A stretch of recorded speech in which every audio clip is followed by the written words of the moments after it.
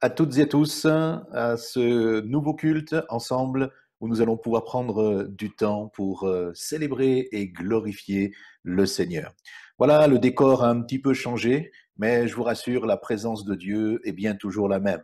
Et je veux croire que ce matin, le Seigneur a vraiment quelque chose de particulier avec nous.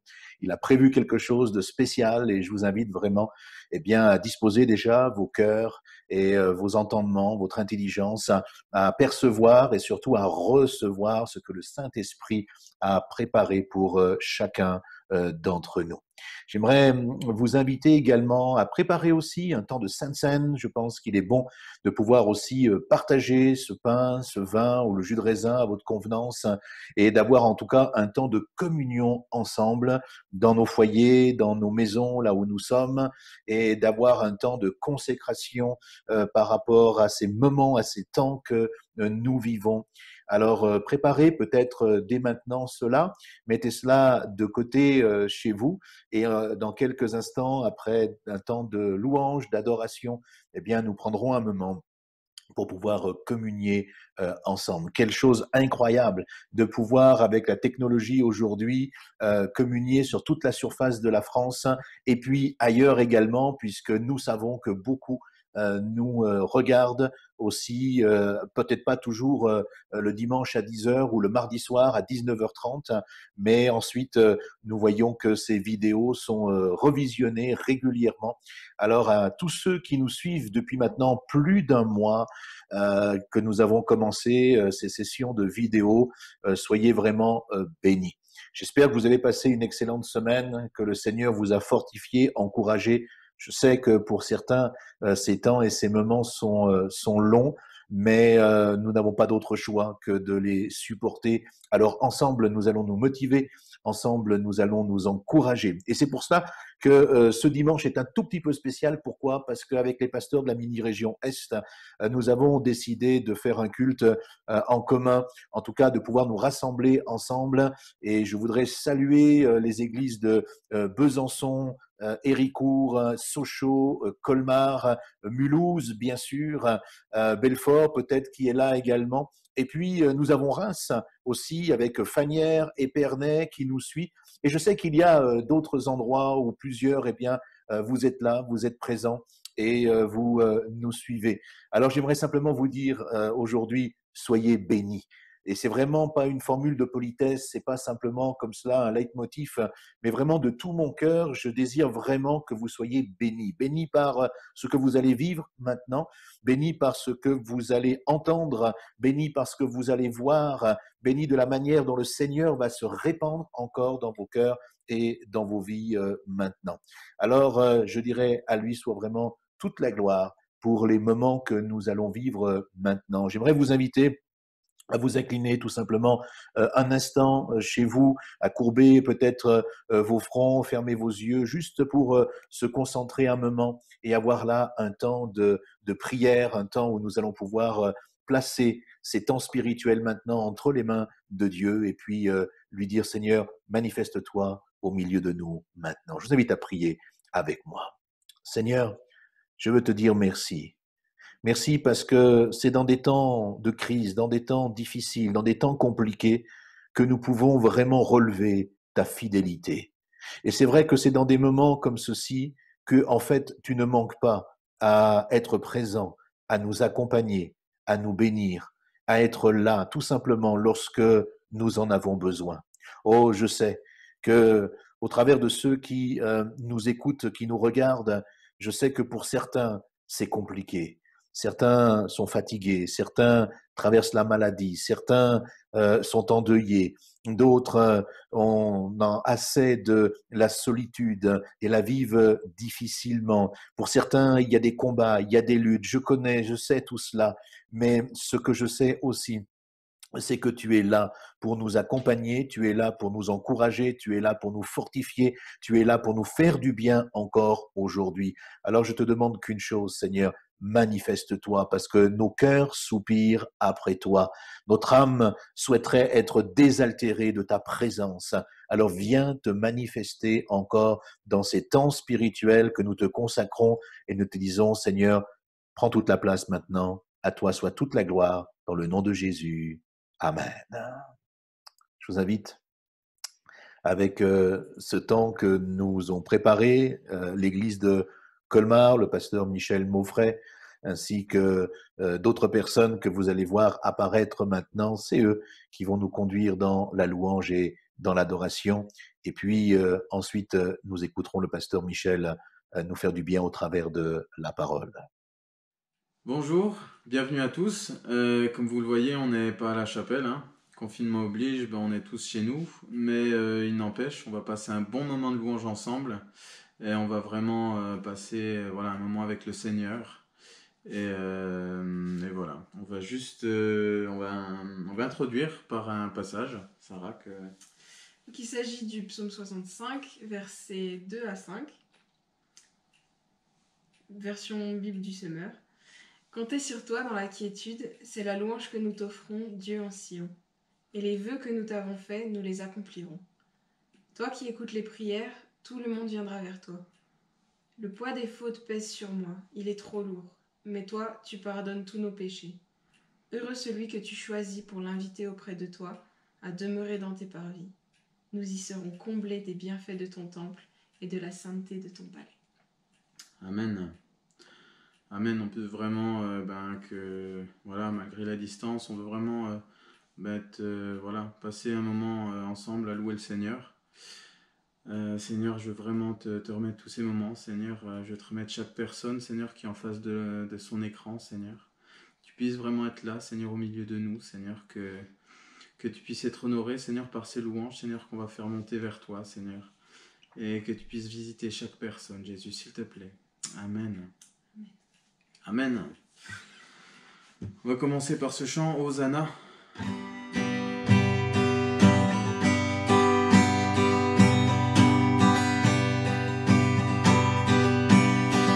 L'espoir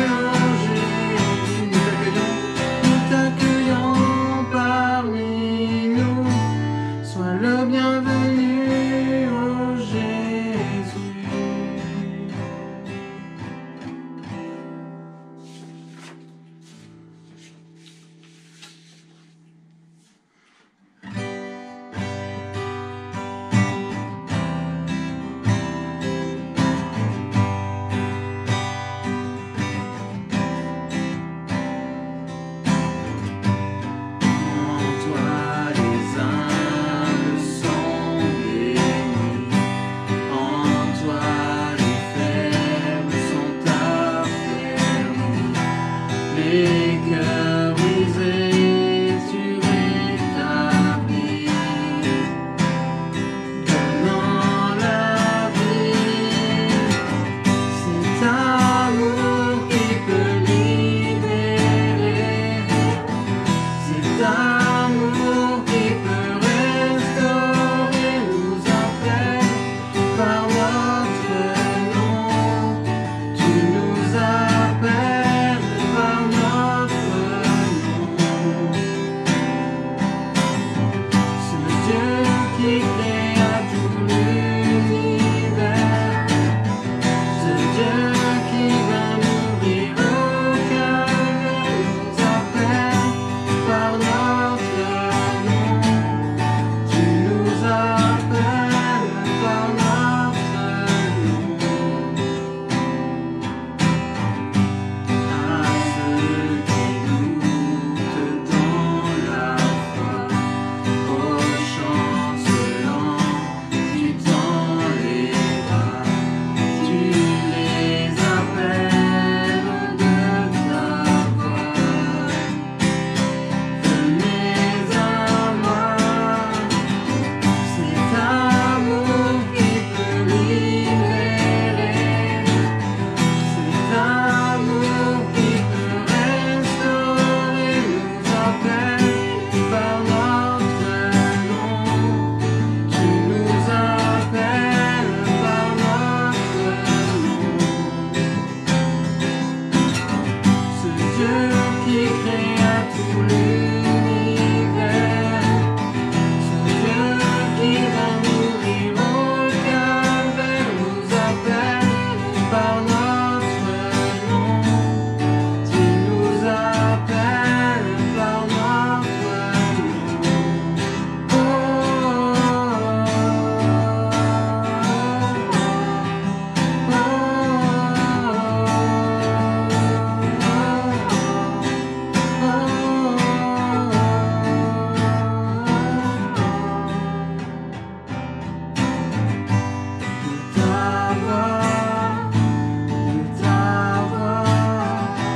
Tu nous appelles à la croix, de ta voix, tu nous appelles à la croix,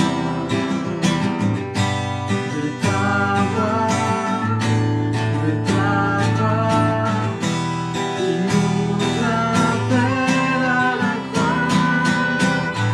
C'est amour qui peut libérer, c'est amour qui peut restaurer, nous appelle par notre nom. Tu nous appelles par notre nom. Ce Dieu qui créa tout l'univers, ce Dieu qui va mourir au calvaire, nous appelle par notre nom. Tu nous appelles par notre nom.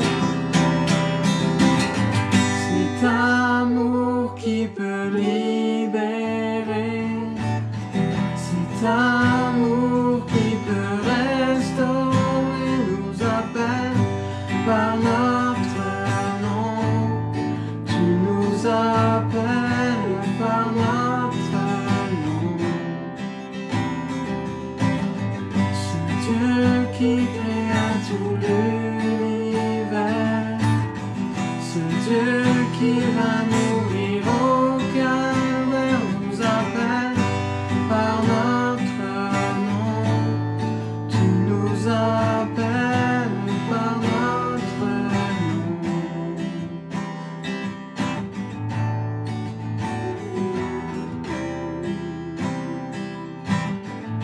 N'hésitez pas à élever la voix chez vous.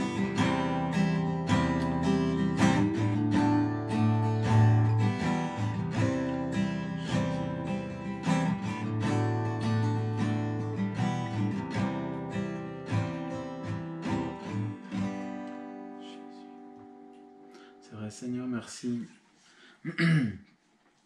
Merci Seigneur parce que tu es un grand Dieu, Seigneur. C'est vrai que tu es le Dieu qui a créé tout l'univers, Seigneur. Tu es si grand, Seigneur, mais tu nous connais par notre nom, Jésus.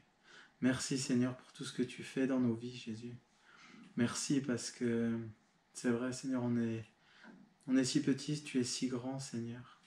Mais tu nous aimes d'un amour incroyable, Jésus. Amen, Jésus.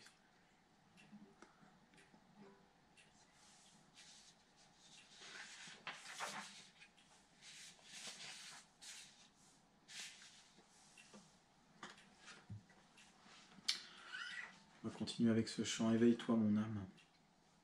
Je veux vraiment dire à notre âme de s'éveiller devant le Seigneur pour apporter cette louange, cette adoration.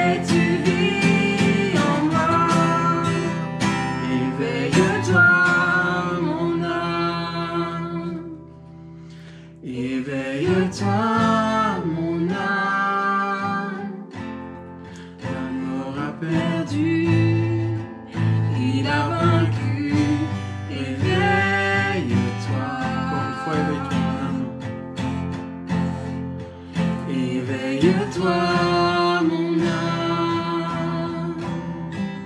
Éveille-toi, mon âme. La mort a perdu, il a vaincu. Éveille-toi.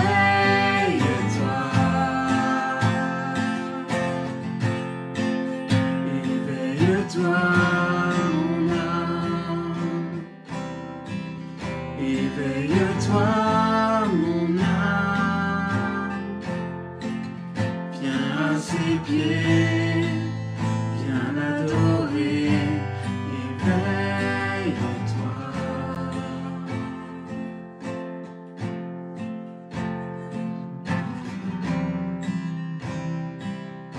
N'hésitez pas à élever la voix même devant vos écrans.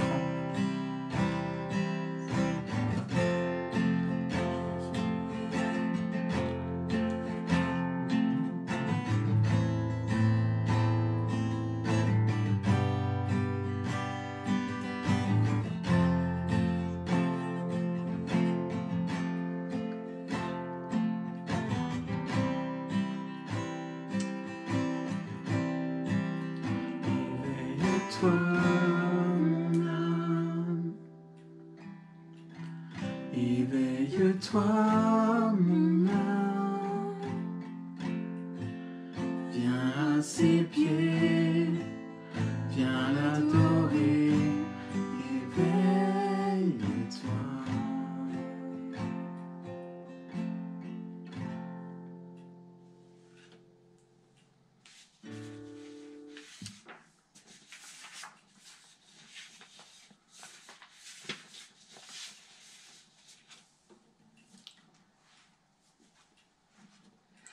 Continue avec ce chant. Conduis-moi.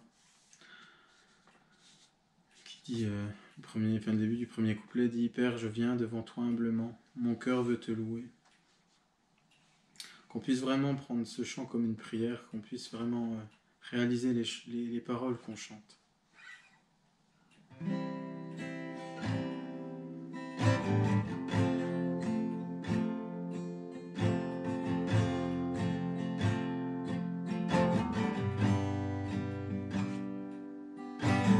Père, je viens devant toi humblement, mon cœur veut te louer.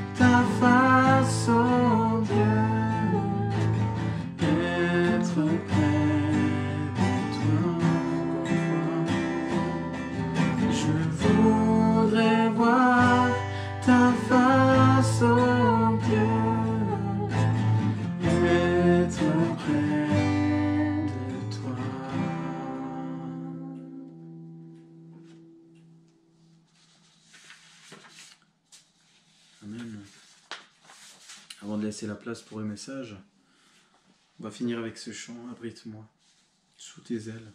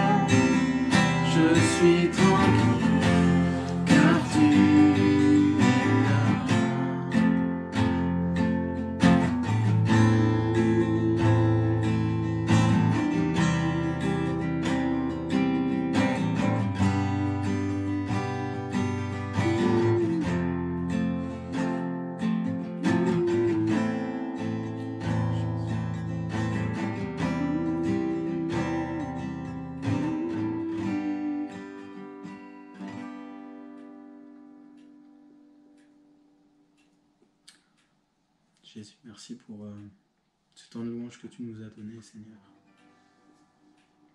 Merci parce que tu nous as bénis, Seigneur. Je veux te remettre vraiment ce temps de message, Seigneur. Que tu puisses nous parler, Seigneur. S'il te plaît, Jésus. Amen. Merci pour ce temps de louange, d'adoration. Je vous invite à rester dans un temps de recueillement où nous allons pouvoir ensemble partager la Sainte Seine, communier ensemble aujourd'hui. J'aimerais, avant cela, prendre un texte. Nous avons parlé de la Pâque il y a quelques dimanches, et nous savons que ce temps de Sainte Seine, de repas du Seigneur, peu importe comment nous l'appelons, c'est ce temps que Jésus lui-même a institué. Il a changé un peu les choses, les traditions, les a adaptées, non pas à la circonstance, mais avec ce sacrifice qu'il allait accomplir pour chacun d'entre nous. Et dans l'évangile, ici, il nous est dit ceci, l'évangile de Matthieu, le chapitre 26 et le verset 26. Il est dit que pendant qu'il mangeait avec ses disciples, Jésus prit du pain et prononça la prière de bénédiction. Puis, il rompit ce pain et le donna aux disciples en disant « Prenez, mangez, ceci est mon corps ». Il prit ensuite une coupe et remercia Dieu, puis il la leur donna en disant « Buvez-en tous, car ceci est mon sang, dit-il, le sang de la nouvelle alliance qui est versé pour beaucoup pour le pardon des péchés. Je vous le dis, je ne boirai plus désormais de ce fruit de la vigne jusqu'au jour où je le boirai de nouveau avec vous dans le royaume de mon Père. Nous comprenons au travers de ce texte pourquoi Christ a donné sa vie, pourquoi il s'est donné pour mourir sur la croix, pour que son sang puisse être versé, il le dit, pour le pardon de nombreux péchés. Et nous faisons partie de ces hommes et de ces femmes pécheurs, pécheresses. Et le Seigneur nous dit que non simplement il pardonne nos péchés, mais il nous promet que de la même chose qu'il l'a fait avec les disciples, eh bien nous aurons l'occasion de prendre de nouveau cette Sainte Seine, ce pain, ce vin, ce repas de noces avec lui, alors qu'il va venir nous chercher dans son royaume. Nous aurons l'occasion de vivre ces moments intenses. Alors je vous invite, chers amis, à prendre le pain et comme moi, à le partager et à prendre maintenant cette communion et de réaliser qu'au travers de ce pain, c'est le corps de Christ qui s'est donné pour nous.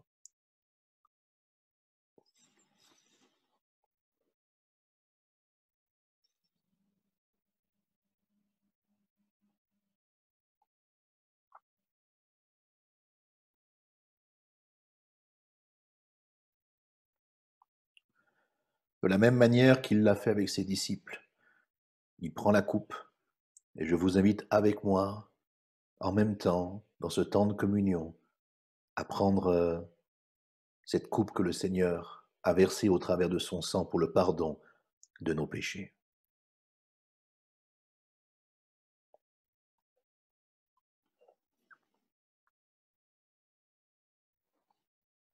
Prenons un temps d'adoration. Louons le Seigneur quelques instants. Bénissons Dieu pour son œuvre dans notre vie.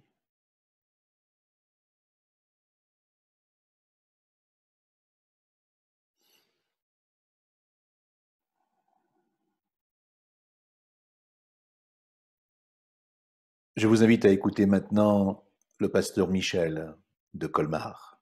Bonjour frères et sœurs, c'est une joie de se retrouver ce matin pour ce nouveau culte vidéo et puis plonger nos regards dans la parole de Dieu, dans ce trésor qui est mis à notre disposition. Alors on ne veut pas s'en priver ce matin et on va encore puiser des forces et de la nourriture spirituelle dans cette bonne parole du Seigneur. Et le thème que je vous propose ce matin, c'est « Seigneur, ouvre nos yeux ». On va retrouver les disciples d'Emmaüs, ces disciples qui étaient en train de marcher près de Jérusalem et qui allaient en direction d'Emmaüs. On peut lire ce texte dans l'évangile de Luc au chapitre 24 et les versets 13 à 33. Et voici ce même jour, 2 disciples allaient à un village nommé Emmaüs, éloigné de Jérusalem de 60 stades. Et ils s'entretenaient de tout ce qui s'était passé. Pendant qu'ils parlaient, discutaient, Jésus s'approcha et fit route avec eux. Mais leurs yeux étaient empêchés de le reconnaître. Il leur dit, « De quoi vous entretenez-vous en marchant pour que vous soyez tout tristes ?» L'un d'eux, nommé Cléopas, lui répondit, « Es-tu le seul qui, séjournant à Jérusalem, ne sache pas ce qui est arrivé ces jours-ci ?» « Quoi ?» leur dit-il. Et ils lui répondirent, « Ce qui est arrivé au sujet de Jésus de Nazareth, qui était un prophète puissant en œuvre et en parole devant Dieu et devant tout le peuple, et comment les principaux sacrificateurs et nos magistrats l'ont livré pour le faire condamner à mort et l'ont crucifié. Nous espérions que ce serait lui qui délivrerait Israël. Mais avec tout cela, voici le 3e jour que ces choses se sont passées. Il est vrai que quelques femmes d'entre nous nous ont fort étonnés. S'étant rendues de grand matin au sépulcre et n'ayant pas trouvé son corps, elles sont venues dire que les anges leur sont apparus et ont annoncé qu'il est vivant. Quelques-uns de ceux qui étaient avec nous sont allés au sépulcre et ils ont trouvé les choses comme les femmes l'avaient dit. Mais lui, ils ne l'ont pas vu. Alors Jésus leur dit, « Ô homme sans intelligence, et dont le cœur est long à croire tout ce qu'ont dit les prophètes, ne fallait-il pas que le Christ souffrit ces choses et qu'il entrât dans sa gloire ?» Et commençant par Moïse et par tous les prophètes, il leur expliqua dans toutes les Écritures ce qui le concernait. Lorsqu'ils furent près du village où ils allaient, il parut vouloir aller plus loin, mais ils le pressèrent en disant « Reste avec nous, car le soir approche. Le jour est sur son déclin. » Et il entra pour rester avec eux. Pendant qu'il était à table avec eux, il prit le pain, et après avoir rendu grâce, il le rompit et le leur donna. Alors leurs yeux s'ouvrirent, et ils le reconnurent, mais il disparut devant leurs yeux. Et ils se dirent l'un à l'autre, « Notre cœur ne brûlait-il pas au-dedans de nous lorsqu'il parlait en chemin et nous expliquait les Écritures ?»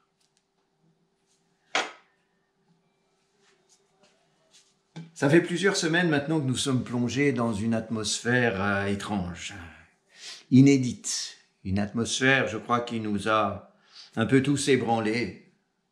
On s'est retrouvés soudainement à vivre des événements inconnus et des événements inattendus. Ils nous ont ébranlés dans nos conceptions, dans nos croyances. Ils nous ont obligés à une adaptation tout aussi rapide, à devoir revoir nos priorités, nos fonctionnements. Et tout cela nous a plongés dans une certaine confusion. Et c'est bien normal quelque part. Et les disciples d'Emmaüs avaient eux aussi vécu des événements dramatiques, des événements difficiles, des événements inattendus pour eux, qui ont ébranlé leur foi. Ils ont vu en quelques jours leurs rêves qui sont tombés à terre en un instant. Ils étaient eux aussi dans une grande confusion. Alors je crois que ce texte a un grand intérêt pour nous parce que finalement on se retrouve un petit peu dans la même situation, ou en tout cas dans quelque chose où beaucoup de choses se ressemblent. Alors, la première chose, le premier point que je voulais que nous examinions ce matin, c'est de quoi finalement vient cette grande confusion dans laquelle ils se sont retrouvés. Et je voudrais dire déjà qu'ils n'étaient pas ignorants, c'était des disciples qui connaissaient Jésus, qui l'avaient suivi, qui avaient entendu tous ses enseignements, tout ce qu'il avait annoncé, tous ses avertissements. Mais manifestement, il semble qu'ils n'avaient pas tout compris. En tout cas, il y avait un certain nombre de choses qu'ils n'avaient pas compris. Il semble même qu'ils étaient passés à côté du message central au profit de leur conception, de leurs attentes, ou au profit de choses qui étaient déjà dans leur cœur, qui faisaient écho à leur cœur. Et ils vont déclarer d'ailleurs, nous espérions que ce serait lui qui délivrerait Israël. Mais finalement, ils voyaient Jésus comme un libérateur, mais selon leur conception, c'était leur filtre, à travers leur filtre qu'ils avaient enregistré, qu'ils avaient écouté ce que disait Jésus, qu'ils avaient considéré ses enseignements. Et finalement, ils étaient passés à côté, bien souvent, de ce que Jésus voulait leur dire. Et vous savez, là encore, je crois que nous fonctionnons exactement de la même façon. Et combien nous devons veiller à nos filtres, à la façon dont nous interprétons la parole de Dieu, ce que Dieu peut nous dire, nous les interprétons à travers nos filtres, à travers nos conceptions, à travers nos attentes, à travers nos sensibilités. Et cela, bien souvent, va nous conduire à déformer la vérité, à passer à côté de l'essentiel, de passer à côté de l'équilibre, le bon équilibre de la parole de Dieu.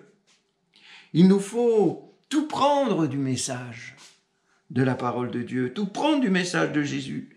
Pas simplement ce qui correspond à nos conceptions, pas simplement ce qui nous plaît, pas simplement ce qui nous arrange, pas simplement ce qui fait vibrer notre sensibilité.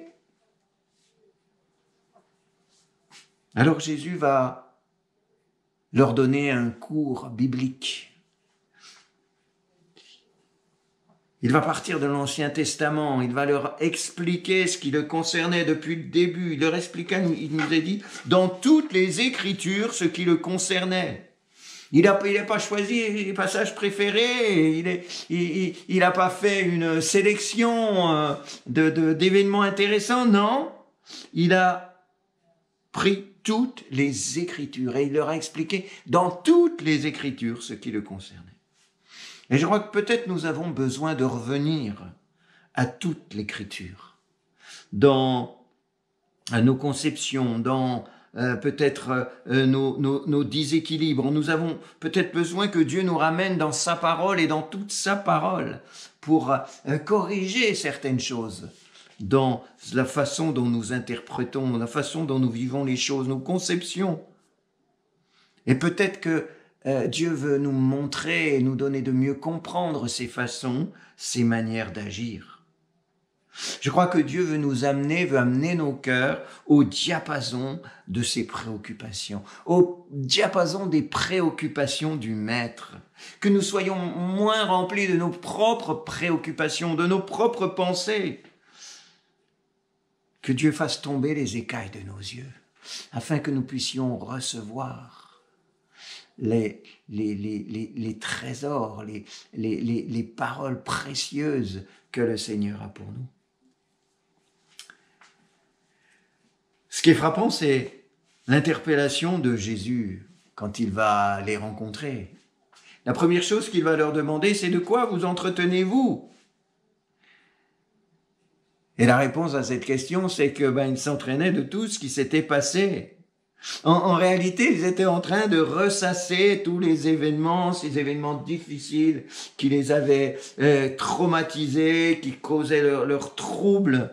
Ils les ressassaient, ils les repartageaient, et ça ne faisait qu'en réalité qu'augmenter leur malaise, qu'augmenter leur incompréhension, qu'augmenter la tristesse dans leur cœur.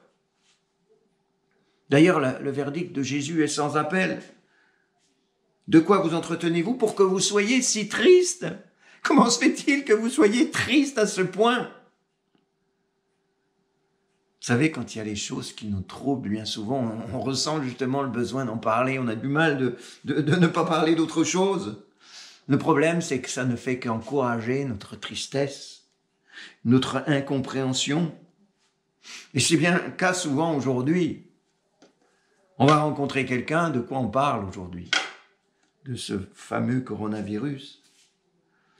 On va allumer la télé, les informations, de quoi on va nous parler. Les gens actuellement se nourrissent, ils ressassent, ils en parlent autour d'eux, et ça ne fait qu'augmenter le malaise. Et au niveau des médias, si on ne sait pas se discipliner et qu'on se laisse nourrir par les médias actuels, c'est un réel matraquage. Et petit à petit, on va se retrouver sous une véritable chape de plomb, où nos esprits vont être écrasés sous toutes ces difficultés, ces incompréhensions, ces choses qui sont difficiles pour nous. Et là, d'ailleurs, ce qui est étonnant, c'est qu'au milieu de ces événements troublants, de ces événements tragiques, ils avaient reçu de bonnes nouvelles.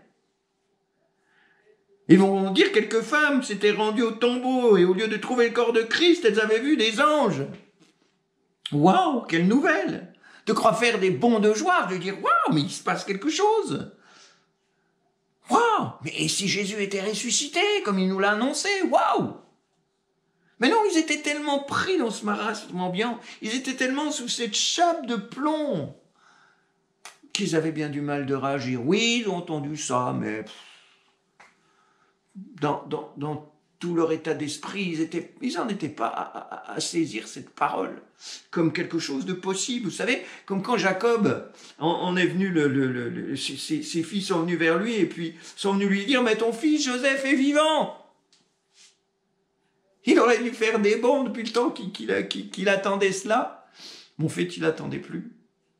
Il nous est dit que son cœur était comme froid comme une pierre, il n'y a eu aucune réaction, il était complètement muré dans son chagrin. Et il y a des moments, même quand on reçoit des bonnes paroles, même quand on reçoit des bonnes nouvelles, on n'est plus capable de les considérer. Tellement on est prisonnier de toutes ces mauvaises nouvelles, de tout ce qui nous charge. Aujourd'hui, frères et sœurs, faisons attention à ce que nous disons, à ce que nous partageons, à ce que nous ressassons. De quoi vous entretenez-vous aujourd'hui? De quoi nous entretenons-nous pendant cette période? Cela risque de déterminer ce que nous allons voir, ce que nous allons vivre, frères et sœurs. Cessons de nous laisser entraîner dans cette vision anxiogène et négative, sans pour autant fermer nos yeux. Oui, il y a des choses difficiles. Nous vivons des temps dramatiques. Si on considère tous ces malades qui sont là autour de nous, les uns les autres, on est dans la crainte d'attraper ce virus. Si les situations des hôpitaux aujourd'hui, c'est compliqué. Il y a des familles qui sont endeuillées, qui vivent des choses terribles. Il y a une crise économique qui se profile et déjà des gens qui sont dans des difficultés. C'est vrai, c'est une réalité, on ne peut pas fermer nos yeux. Mais ces réalités ne doivent pas nous faire passer à côté de ce que Dieu fait, à côté de ce qu'il veut faire, à côté de ce qu'il veut nous donner pendant ces moments, à côté de ce qu'il est en train de préparer pour l'avenir. Il y a une conséquence terrible à cette chape qui était sur eux. Il nous est dit là, dans ce texte, leurs yeux étaient incapables de le reconnaître. Ils avaient été incapables de considérer réellement cette bonne nouvelle des femmes qui étaient allées voir au tombeau le matin et qui n'avaient pas vu Jésus, qui n'avaient pas trouvé le corps. Et ils étaient incapables, alors que Jésus était là à côté d'eux, ils étaient incapables de le reconnaître. C'est une phrase qui me fait frémir, qui me glace le dos. Ils étaient, ces disciples, devenus incapables de reconnaître Jésus, de reconnaître leur maître. Comment est-ce possible? On l'a vu, une première raison, ce sont les informations, les influences qu'ils avaient reçues, la vision dans laquelle ils s'étaient laissés enfermer, qui remplissait leur cœur. On a vu aussi un autre élément qui nous interpelle, c'est ces conceptions qu'ils avaient, ces conceptions erronées. Nous espérions que ce serait lui qui délivrerait Israël. Mais amen, oui. Jésus était venu pour délivrer Israël, mais bien plus que pour les délivrer des Romains. Sa mission, elle était bien plus grande. Il venait pour sauver l'humanité. Le problème, c'était leur petite conception. Complètement étriquée, complètement erronée. Ils attendaient de Jésus autre chose que ce qu'il était venu faire. Alors que lui, il était venu faire quelque chose de bien plus grand.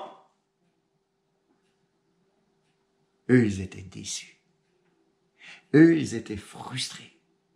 Parce que Jésus n'agissait pas comme eux, ils l'avaient décidé. Comme eux, ils l'avaient souhaité. Rendez-vous compte. Mon frère, ma sœur, je voudrais te dire ce matin, si tu es déçu, si tu es frustré, si tu es dans l'incompréhension par rapport à ce que Jésus ne fait pas dans ta vie, à ce qu'il n'a pas fait dans les mois, les années passées, s'il y a encore des attentes dans ton cœur qui restent sans réponse, peut-être faut-il revoir tes conceptions. Peut-être que le Seigneur a d'autres choses. Peut-être qu'il veut agir autrement. La Bible nous dit que ses pensées, elles sont au-dessus de nos pensées. Que ses voies, elles sont au-dessus de nos voies. Peut-être qu'il est temps de faire un bilan et de nous poser de vraies questions. Si nous ne comprenons pas cela, ou si nous le refusons, nous risquons d'arriver à un stade où nous serons aussi incapables de discerner ce que Jésus fait autour de nous et dans nos vies. Nous serons comme ils étaient, les yeux incapables de reconnaître le Seigneur dans ce que nous vivrons, dans ce qui va se passer dans nos vies et autour de nous. Et nous allons passer à côté de quelque chose. Un témoignage d'un frère pasteur, qu'après une longue période d'incompréhension, de souffrance, après la perte de son épouse, il raconte dans son témoignage qu'il était au bord de perdre la foi, il était dans une incompréhension énorme, profonde. Et à un moment donné, Dieu va venir l'éclairer. Il va recevoir un éclairage tout nouveau. Et il va déclarer à un moment donné, il était là et je ne le savais pas. Il a écrit un livre d'ailleurs qui a ce titre. Il était là, je ne le savais pas. Et peut-être que dans nos vies, parfois, Jésus est là. Jésus agit. Jésus est à l'œuvre. Mais on ne le voit pas. Parce que nous sommes centrés sur autre chose.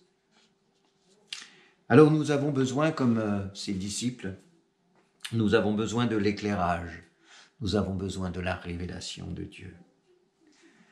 Jésus est venu les rencontrer.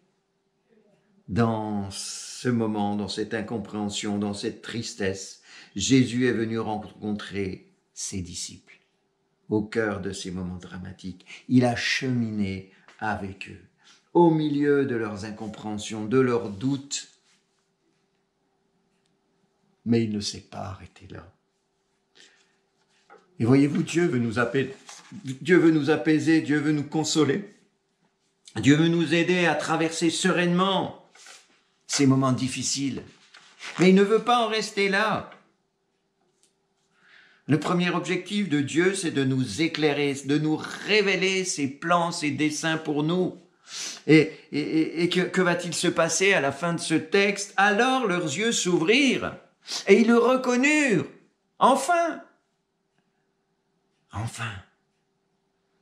ils sont sortis de cette léthargie et ils ont pu voir le Seigneur, dans la présence du Seigneur, alors qu'ils cheminaient avec eux.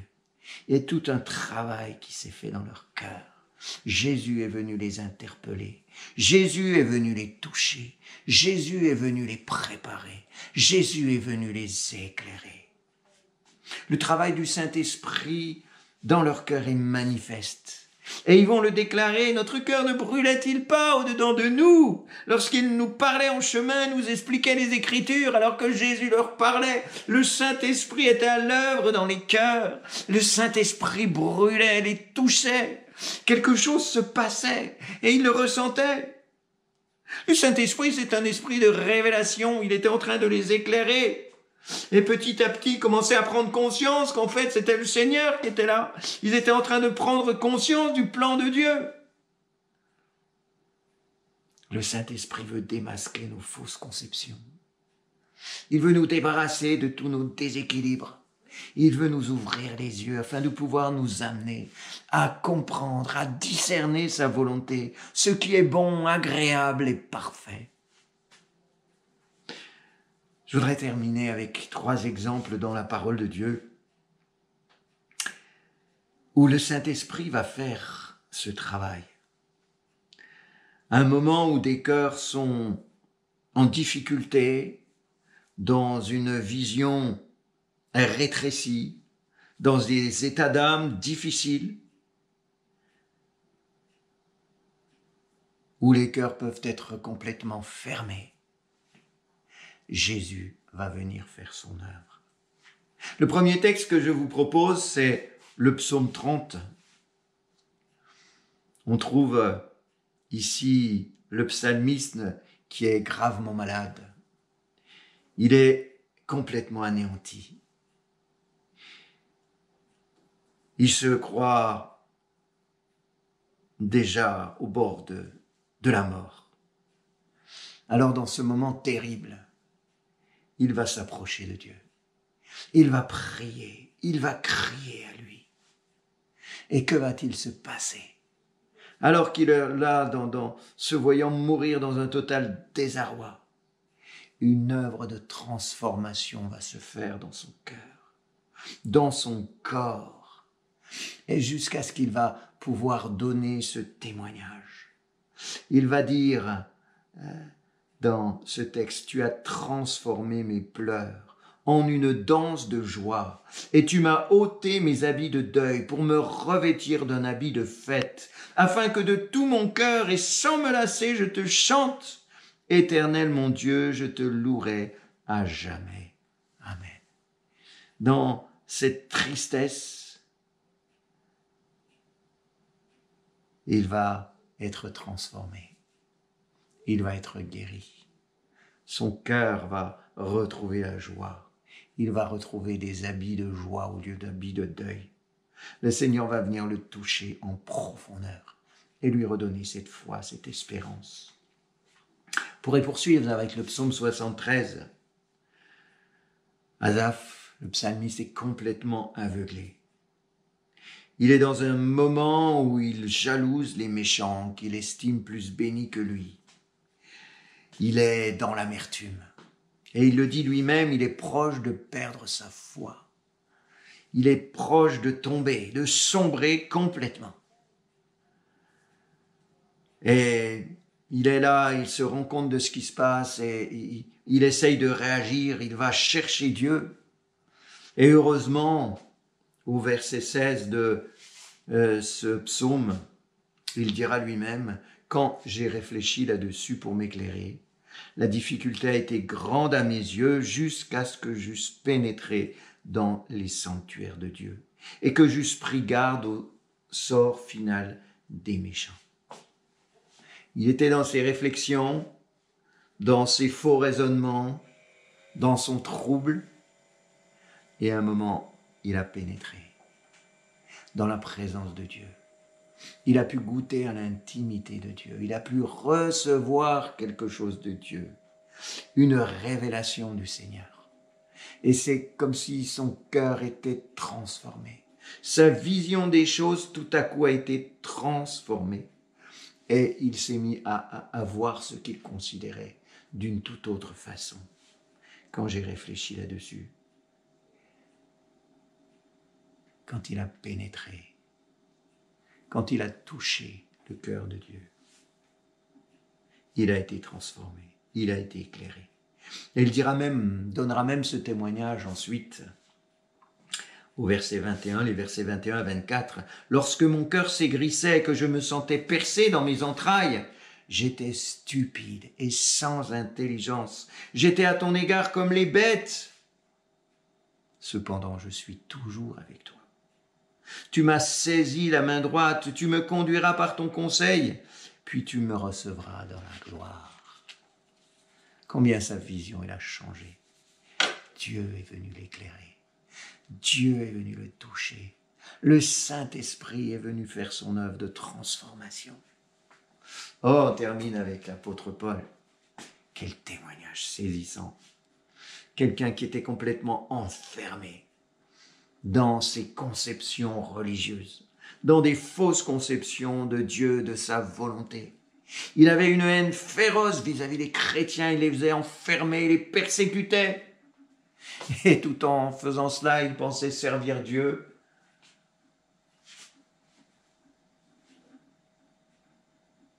Mais Jésus va venir à sa rencontre. Sur le chemin de Damas, Jésus va venir se révéler à lui. Il va faire tomber les écailles de ses yeux. Il va être un temps aveuglé par rapport à toutes ses anciennes conceptions, à toute sa vision complètement erronée, pour que les écailles de ses yeux puissent tomber, pour que ce persécuteur puisse recevoir le salut, puisse confier sa vie au Seigneur et puisse devenir un puissant prédicateur de l'Évangile. Le Saint-Esprit est puissant pour travailler nos cœurs. pour venir nous convaincre, pour venir nous transformer. Tous ces exemples nous prouvent combien nous avons besoin d'être éclairés du Seigneur. Comme ces disciples sur le chemin d'Emmaüs, ils ont eu besoin d'ouvrir les yeux. Et nous avons, frères et sœurs, besoin d'ouvrir les yeux, besoin d'être transformés dans notre vision des choses, dans notre vision des événements, dans notre vision de ce que Dieu fait et de ce qu'il veut faire. Je conclus, frères et sœurs, pendant ces temps de trouble, ne nous laissons pas remplir, nourrir par des pensées négatives, par l'état d'esprit de ce monde qui nous entoure. Préservons notre esprit. Ne passons pas à côté de ce que Dieu a pour nous.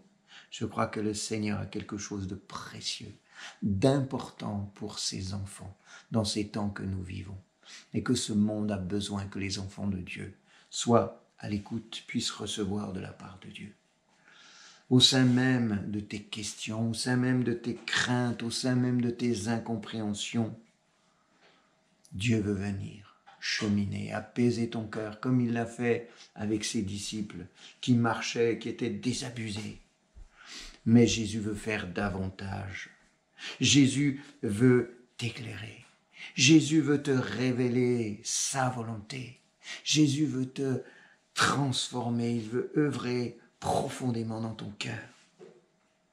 Et je crois que la première chose déjà, c'est de nous débarrasser, comme il l'a fait pour les disciples, de ces fausses attentes, de ces conceptions erronées, de ces enseignements déséquilibrés. Approchons-nous de Dieu avec humilité. Dieu veut ouvrir nos yeux. Jésus veut ouvrir les yeux. Le Saint-Esprit veut travailler dans nos cœurs. Dans la lettre de l'église de Laodicée, alors même que cette église s'enorgueillissait, qu'elle se sentait tellement forte, qu'elle se sentait riche, qu'elle sentait tellement ses qualités, Jésus va lui apporter une toute autre vision. Et il va lui donner un conseil judicieux qui, je crois, est valable pour tous et qui est valable pour nous ce matin. Dans Apocalypse 3,18, je te conseille, dit Jésus, d'acheter de moi de l'or éprouvé par le feu, afin que tu deviennes riche, et des vêtements blancs, afin que tu sois vêtu, et que la honte de ta nudité ne paraisse pas, et un collier pour oindre tes yeux, afin que tu vois. Amen. Nous avons nous aussi besoin de ce collier sur nos yeux. Que le Seigneur vienne nous donner une vision exercée, qu'il nous donne des oreilles attentives, comme écoutent les disciples, et qu'il puisse nous trouver debout, attentifs, pour faire sa volonté, pour comprendre et discerner ce qu'il attend de nous, ce qu'il veut faire avec nous, dans nos vies. Que le Seigneur vous bénisse. Seigneur, merci pour ta parole encore qui nous interpelle ce matin. Combien on se retrouve dans ces disciples qui étaient là, qui marchaient dans cette tristesse, dans ce désarroi. Seigneur, tu les as accompagnés. Tu as cheminé avec eux dans leurs difficultés. Tu les as enseignés, tu les as ramenés dans les choses essentielles. Tu as travaillé dans leur cœur afin qu'ils puissent ouvrir les yeux, afin qu'ils puissent comprendre que tu étais là avec eux, afin qu'ils puissent te reconnaître et te reconnaître aussi dans ce qu'ils vivaient, dans les événements qui étaient en train de se produire. Seigneur, ouvre nos yeux, fais tomber toutes nos écailles et que tu viennes encore œuvrer en profondeur, afin que nous puissions te reconnaître, Seigneur, dans tout ce que tu es en train de faire, que nous puissions t'entendre, que nous puissions entendre ton esprit, entendre ta parole, que nous puissions, Seigneur, vraiment répondre dans l'obéissance, Seigneur, à ta volonté. Nous voulons, Seigneur, être, Seigneur, là où tu nous veux, Nous voulons, Seigneur, comprendre, Seigneur, ce que tu veux faire. Et nous voulons, Seigneur, vraiment encore te louer, t'adorer et nous appuyer sur toi, te faire confiance en toutes choses, au nom puissant de Jésus. Amen. Soyez bénis, frères et sœurs. À bientôt. Merci, Pasteur Michel, pour ces temps et ces moments que nous venons de partager ensemble avec la parole de Dieu et le bien que cette parole peut faire à nos cœurs. J'espère que vous avez été bénis et que vous avez vraiment reçu du Seigneur quelque chose de particulier ce matin. Pour finir, quelques annonces, vous dire que vous nous retrouverez régulièrement tous les mardis 19h30 ainsi que tous les dimanches à 10h sur notre chaîne YouTube Sentinelle Info ou Sentinelle de Prière TV. Les deux vont au même endroit. Vous avez également l'occasion de pouvoir revisionner des cultes qui ont été faits ces dernières semaines. Et vous avez aussi la possibilité de revoir les différents lives. Mardi dernier, nous avons eu un temps vraiment particulier avec le pasteur René Guittard sur le thème « La fin des temps ». Et je vous invite ce mardi à nouveau, ça sera la deuxième partie, à venir nous rejoindre en live sur YouTube avec toujours ce thème que nous allons aborder avec le pasteur René, la fin des temps, et nous allons aller un petit peu plus loin. L'objectif, c'est de pouvoir répondre aussi à vos questions. Plusieurs questions ont été posées déjà mardi dernier, et nous nous sommes réjouis de la participation que nous avons eue. Nous avons eu un ou deux petits problèmes techniques également. Alors pour vous, nous avons ensuite recompilé les deux vidéos qui ont été faites mardi dernier et nous les avons repostées de nouveau sur la chaîne YouTube en intégralité. Et donc pour ceux qui n'ont pas suivi, vous pouvez la télécharger ou la visualiser à nouveau maintenant. Elle est disponible pour tout public. Donc mardi prochain, je vous invite, 19h30, pour venir nous écouter avec le pasteur René Guittard sur ce thème, la fin des temps. Pourquoi? Parce qu'il y a tellement de choses qui s'écrivent ou qui se disent sur Internet, et malheureusement, parfois, il y a quand même beaucoup de bêtises qui est racontée. Alors, nous ne voulons pas simplement donner, bien sûr, nos avis, ce que nous imaginons ou pensons, mais nous voulons simplement nous limiter à ce que la Bible enseigne quant à la chronologie des événements et ce qui va arriver très prochainement. Alors, si vous avez des questions, n'hésitez pas. Pour cela, connectez-vous sur la chaîne YouTube. Abonnez-vous en créant un compte tout simplement. Ensuite, vous cliquez sur la petite clochette pour être averti du démarrage du live. Et le fait que vous ayez un compte va vous faire accéder directement au chat. Et là, eh bien, vous pourrez tout simplement poser vos questions. Alors, certaines personnes m'ont demandé s'ils pouvaient poser d'autres questions que ce thème. Alors non, on ne pose pas d'autres questions que ce thème. On va rester concentré sur le thème que nous avons abordé, mais je vous réserve quelques surprises dans les semaines qui viennent. Nous sommes en train de préparer une émission qui s'intitulera « Et pasteur, j'ai une question à te poser ». Et là, eh bien, on prendra également du temps en live pour pouvoir poser vos questions et essayer, si nous le pouvons, et dans toute simplicité et surtout beaucoup d'humilité, essayer d'y répondre. Alors voilà, nous vous attendons mardi prochain, mardi soir, 19h30, pour un temps vraiment béni ensemble.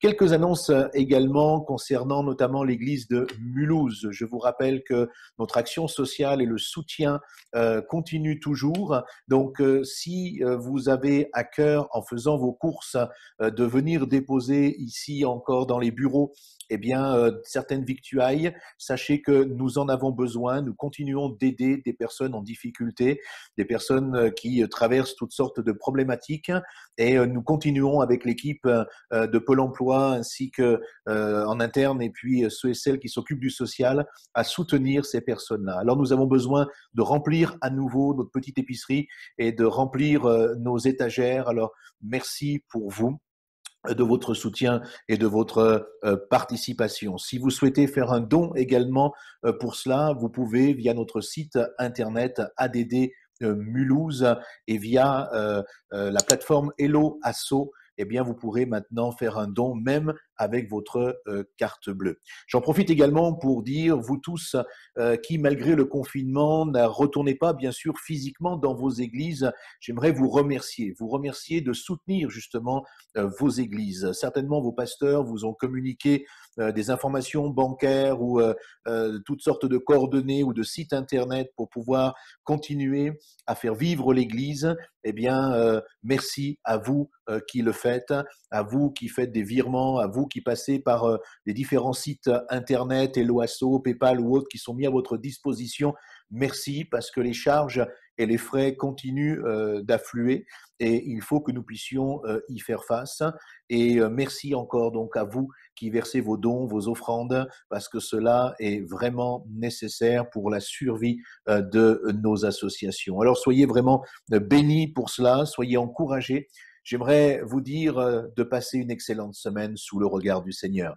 Que Dieu vous accompagne, que Dieu continue de marcher avec vous et que vous puissiez continuer à vivre des expériences magnifiques et merveilleuses avec le Seigneur. Soyez bénis et n'hésitez pas à contacter vos pasteurs ou les frères et sœurs si vous avez besoin de quelque chose, de quoi que ce soit.